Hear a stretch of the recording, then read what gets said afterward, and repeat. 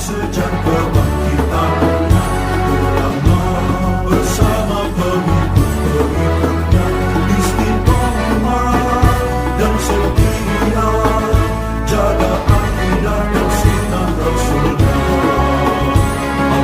Alhamdulillah segala puji baginya ulama bersama pengikut-pengikutnya istiqomah dan setia menjaga agama nusa dan bangsa.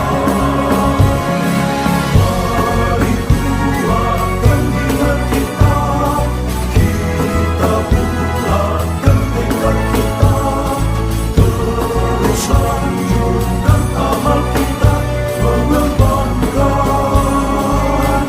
hikmah kita. Bismillahirrahmanirrahim. Qala al-musannif rahimahullah wa nafa'ana bihi wa bi ulumihi wa bi barakatihi fid dharain amin. Bayanu ma budila min alfadhil ulumi. Ini menjelaskan, ini adalah penjelasan tentang lafaz yang diganti dari lafaz-lafaz ilmu, dari lafaz-lafaz ulum, ilmu-ilmu. I'lam, ketahuilah, anna man sya'al tibasil ulumil madmumati bil ulumi syar'iyyati.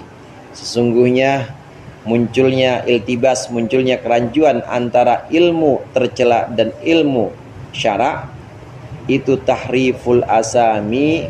Sumber kemunculannya itu tahriful asami adalah perubahan nama-nama al-mahmudati yang dipuji, wa tabdiliha, dan penggantiannya, wa naqliha, dan juga sama pemindahannya, bil agradil fasidati, dengan tujuan-tujuan buruk, ila ma'anin ghairi ma aradahus salafus salihu wal qarnul awal, kepada satu makna yang bukan sesuatu yang dikehendaki oleh salaf soleh dan kurun awal, generasi pertama, yaitu generasi Nabi dan para sahabat.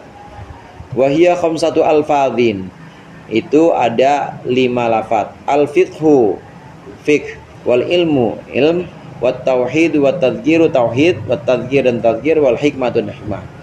Ada 5 lafaz. 5 lafaz ini sebenarnya adalah pengetahuan yang memang sudah disebutkan oleh salaf soleh, sudah disebutkan oleh generasi awal, tapi kemudian mengalami degradasi makna, mengalami perubahan makna, mengalami satu penyempitan mungkin. Bukan cabang ilmu sebenarnya, Ustaz. Bukan cabang ilmu, tapi perubahan pengertian aja. Nah, pengertian yang kita pahami sekarang atau yang dipahami oleh orang banyak berbeda dengan pengertian dari sumber asalnya dulu para sahabat dan Rasulullah menyebutkannya. Yang lafaz-lafaz kita suka dengar di Al-Quran atau di hadis, yaitu ya lafaz-lafaz yang awalnya yang dimaksudkan oleh Rasulullah, yang dimaksudkan oleh Al-Quran, lafaz asli seperti itu. Seperti kata hikmah aja misalnya. Kata hikmah di Al-Quran kan faman utiya wa may yu'tal hikmata faqad utiya khairan katsira. Siapa yang diberikan hikmah, hikmah yang dimaksud di sini bukan hikmah ilmu jangjawokan, bukan ilmu kebal-kebalan, bukan ilmu hikmah. Tentu bukan itu yang dimaksud.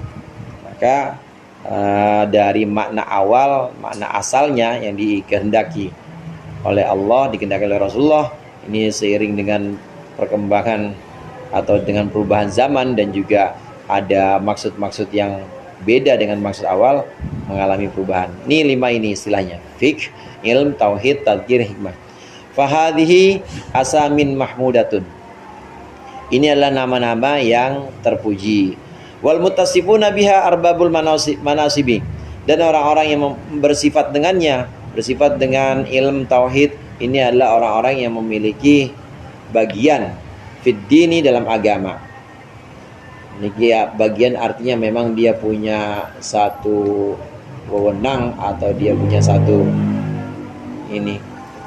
kompetensi dalam agama. Walakinnaha nukilat al-an ila ma'anin madlumatin, tapi sekarang mana-mana yang 5 tadi, lafaz yang 5 tadi nukilat itu dipindah sekarang ila ma'anin madmumatin, kepada makna yang tercela, yang kurang bagus. Fasarat al-qulubu tanfiru an madammati man yattasifu bima'aniha, maka jadilah hati itu berlari dari tercelanya orang. Madammati man, tercelanya orang, yattasifu bima'aniha, yang bersifat dengan maknanya. Li syuyu'i itlaqi hadhil asami, karena tersebarnya kemutlakan nama-nama ini alaihim, atas mereka.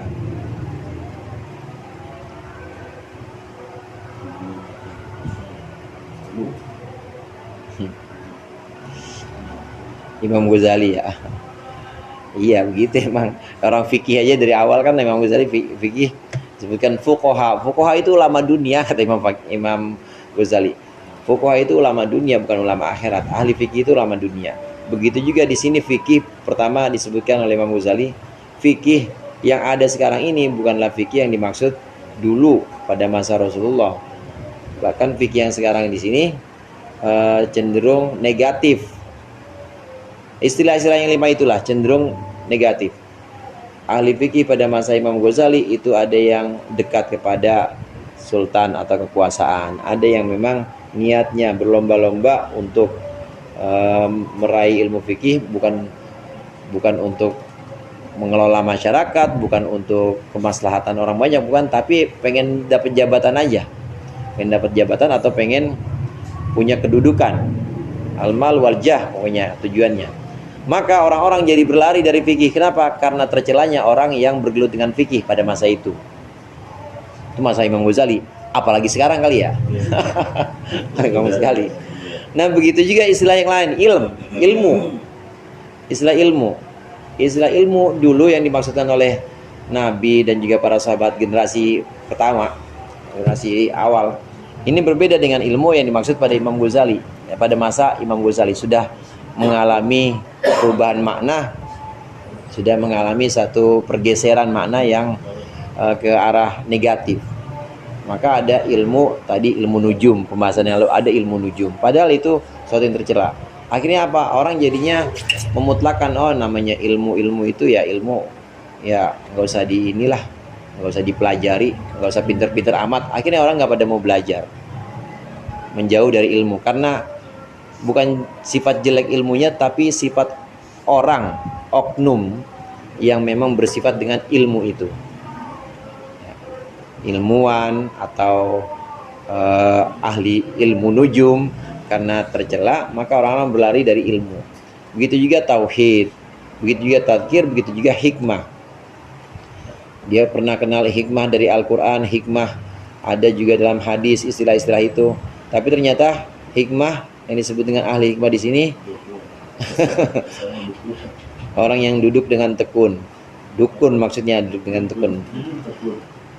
Ternyata itu adalah orang-orang yang memang oknum-oknum yang memang banyak merugikan masyarakat. Akhirnya orang berlari dari hikmah. Ini maksud dari tanfiru an madammati man yattasifu bima'aniha, berlari dari itu. Nah ini ingin dijelaskan oleh Imam Ghazali dalam pembahasan berikut ini. Satu persatu nanti dibahas oleh Imam Ghazali. Al-lafdzul awal al-fiqhu. Lafaz yang pertama al-fiqh. Faqad tasarrufu fihi bit-takhsis la bin naqli wat tahwil. Sungguh orang-orang itu telah menggunakan dalam istilah fikih bit-takhsis, dengan khusus, la bin naqli wat tahlil, tidak dengan menukil atau dengan memindahkan atau mengalihkannya. Idh khassasuhu bima'rifatil furu'il gharibati, karena mereka orang umum,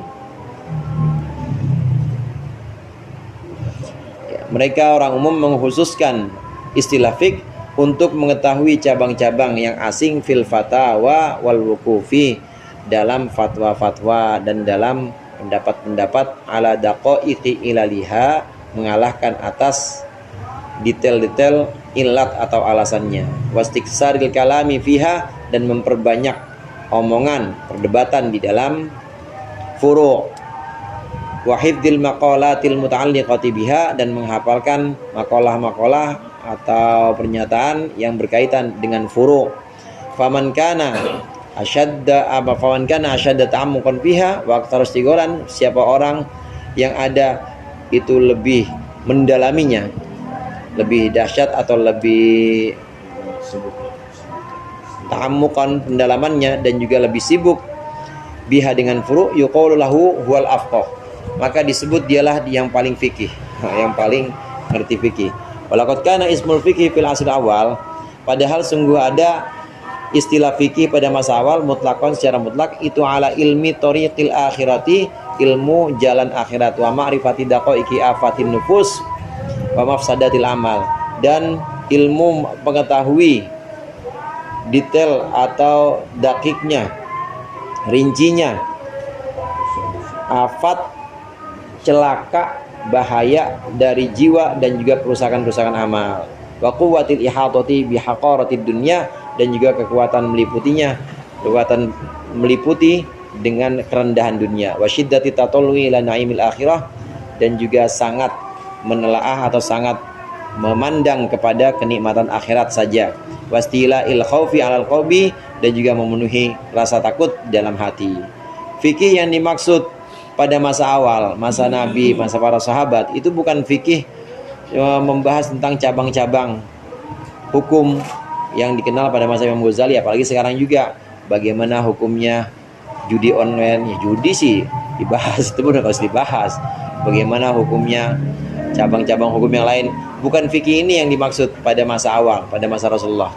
Tapi yang dimaksud dengan fikih pada masa Rasulullah, masa awal, itu adalah ilmu jalan akhirat. Bagaimana memenuhi hati dengan rasa takut, itu fikih. Bagaimana menjauhi jiwa dari kerusakan-kerusakan amal, jangan sampai amalnya itu riya, amalnya itu karena riya atau karena dia ujub pada amalnya. Ini adalah fikih yang dimaksud pada masa awal. Berubah mananya pada masa Imam Ghazali, berubah apalagi sekarang juga. Jadi apa fikih yang dimaksud pada masa Imam Ghazali dan juga sekarang? Fikih yang dimaksud adalah fikih tentang cabang-cabang yang sifatnya furu. Bagaimana hukumnya sholat, ada anjing di sebelah jilatin kakinya, batal nggak sholat kita? Kita sholat, ada orang sholat, maksudnya ada orang sholat kemudian ada anjing di sebelahnya ngejilatin kakinya, batal nggak sholat kita? Hah? Jilatin kaki anjing nggak batal. Itu hukum-hukum fikih yang dimaksud pada masa Imam dan sekarang memang. Nah, fikih yang dimaksud pada masa Qurun awal, masa Rasulullah, dan juga fikih yang dimaksud walakil la tafqahuna, apa itu tasbihahum, itu bukan fikih itu maksudnya. Di Al-Qur'an maupun hadis bukan fikih itu. Maka mengalami pergeseran makna. Wa yadulluka alaihi qauluhu azza wa jalla wa liyatafaqahu wallahu a'lam bishawab.